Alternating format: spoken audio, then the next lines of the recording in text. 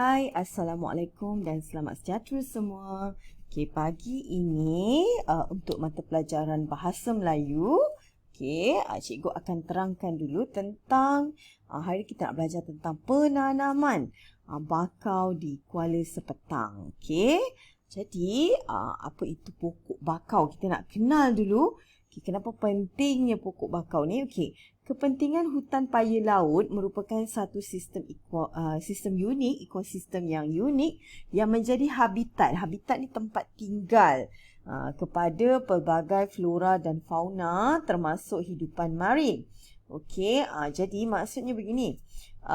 Hutan paya laut ni dia menjadi satu tempat tinggal kepada tumbuh-tumbuhan dan juga haiwan. Jadi ia juga berperanan penting sebagai benteng untuk memecah dan menahan pukulan ombak yang kuat. Dia jadi penahan jika ada ombak yang kuat. Okey. Hutan ini juga berupaya mengawal dan melindungi kualiti air di kawasan yang terlibat dengan pasang surut. Okey, jadi hutan ini dia juga dapat membantu mengawal dan melindungi kualiti air yang ada kalau ada berlaku pasang surut dan sebagainya. Jadi penanaman bakau di kawasan hutan paya laut penting. Untuk apa? Tujuannya adalah untuk memelihara kawasan hutan paya laut sebagai lindungan semula jadi bagi mengurangkan kemusnahan akibat kejadian alam. Jadi kalau ada pokok paya ni, pokok bakau ni, dia akan sekurang-kurangnya kalau macam banjir ke kan, dapatlah menahan air tu daripada memukul dekat kawasan tu dan akhirnya runtuh. Okey. Memelihara juga kawasan semula jadi hutan paya laut yang menjadi habitat, jadi tempat tinggal kepada pelbagai kehidupan flora dan fauna serta meningkatkan kualiti alam sekitar dan nilai estetika serta tujuan pembelajaran. Okey. Jadi dia juga secara tidak langsung telah membantu meningkatkan kualiti alam sekitar negara kita. Baik, pokok bakau.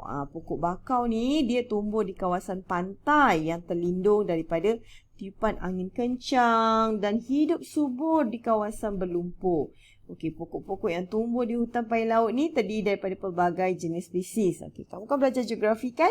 Mungkin kamu tahu jugalah antara spesies pokok yang banyak terdapat di hutan paya laut ni adalah pokok api-api, pokok bakau, pokok prepek dan juga berus. Okey, apa uniknya? Apa menariknya pokok bakau ni? Pokok bakau ni adalah sejenis tumbuhan yang unik dan dia ada ciri-ciri istimewa yang berfungsi untuk penyesuaian kepada persekitaran di kawasan paya laut. Okey, pokok bakau ni dia ada sistem akar pernafasan ataupun akar ceracak pneumatophore ni yang berfungsi bagi menyerap oksigen. Pokok ni boleh serap oksigen yang diperlukan terus dari udara. Okey, selain itu pokok bakau juga menggunakan akar jangkang serta batang berbanir sebagai penyokong. Ciri-ciri akar ini akan membantu pokok bakau untuk hidup di kawasan tanah berlumpur dan tidak stabil. Kita tengok akar jangkang tu macam mana? Macam ni keadaan dia, nampak kan? Dia macam ada bercabang-cabang di situ.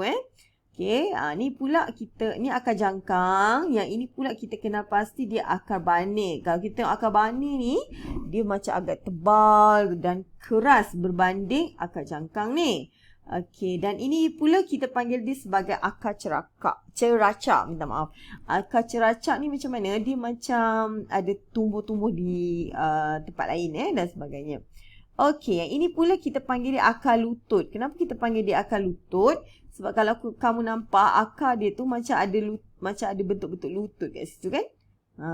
Jadi bagaimana kaedah penanaman pokok bakau ni? Macam mana cara nak menanam pokok bakau ni? Okey, cara nak menanam pokok bakau ni ada dua cara, iaitu menggunakan anak pokok ataupun menggunakan propagul. Okey. Jarak tanaman bagi spesies bakau minyak adalah 1.2 meter. kalikan dengan 1.2 meter, manakala bakau kurap adalah 1.8 meter kalikan dengan 1.8 meter juga. Okey.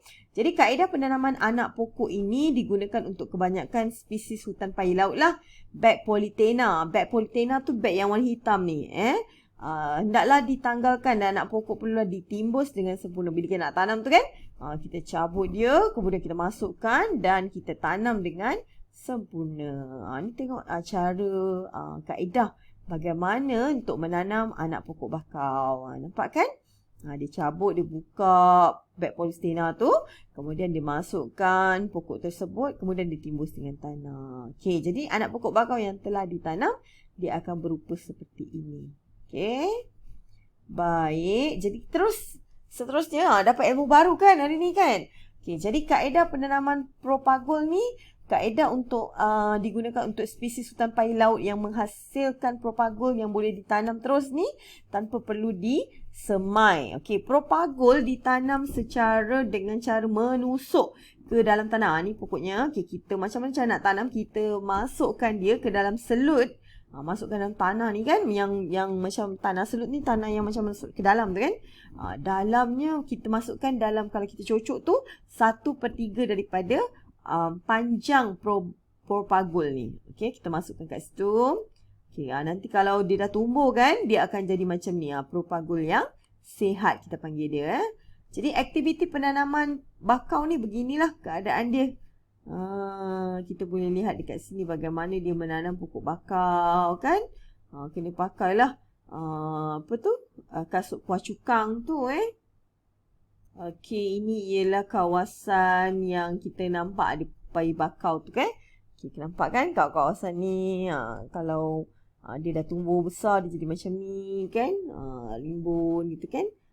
Kemudian dia berada di tebing-tebing parit sungai ni kan.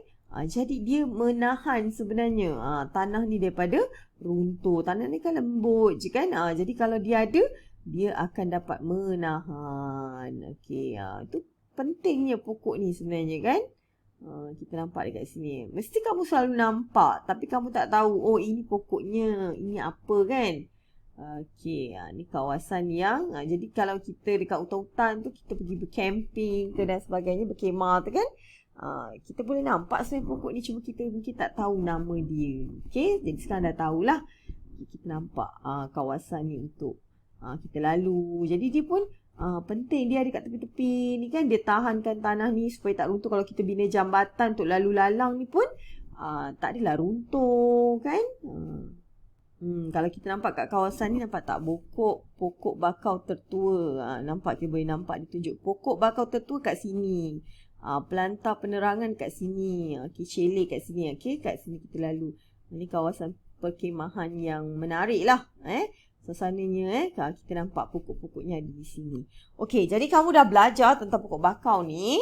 Nanti cikgu akan bagi nota ni pada kamu. Okey, jadi apa kamu kena buat hari ni ialah kamu kena belajar untuk cara jawab soalan pemahaman sebenarnya. Jadi kalau cikgu dah terangkan ni semua, nanti cikgu akan tunjukkan bagaimana cara untuk menjawab soalan pemahaman. Okey, jangan putus asa.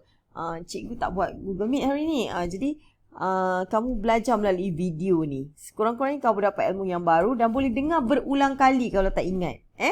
Dan boleh baca juga nota tu. Okey, terima kasih.